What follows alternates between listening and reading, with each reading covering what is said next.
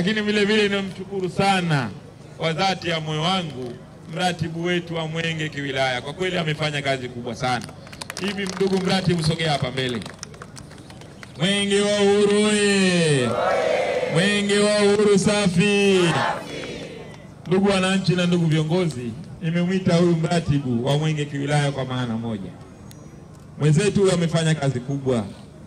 Kwa kweli Mwenge wa Uhuru umepita katika maeneo makubwa sana. Ndani ya wilaya hii ya Kondoa, Mwenge huu wa Uhuru umetembea zaidi ya kilomita 244.5. Lakini umekagua na kuzindua na kuweka mawe ya msingi miradi yenye thamani ya shilingi bilioni 4,995. Kwa kweli ndugu yangu, hongera sana sana sana.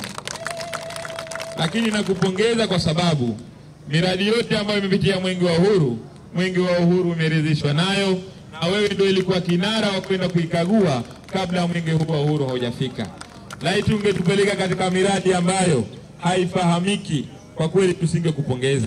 Lakini miradi yote ni mizuri, ina viwango, na kwa uwezo wako ukaona sasa mradi huu Mwenge wa Uhuru unaweza ukapita na kumheshimisha Mheshimiwa Rais. Kwa kweli hongera sana, na Mungu aendelee kukulinda, aendelee kukubariki kwa kazi kubwa uliyoifanya, na naamini kwa jitihada hizi kwa kweli Mheshimiwa Rais atakuona kwa njia yoyote na nyingine ili uweze kufikia malengo yako pale unapohitaji. Kwa kweli hongera sana, na Mungu aendelee kukubariki. Mwenge wa Uhuru oye!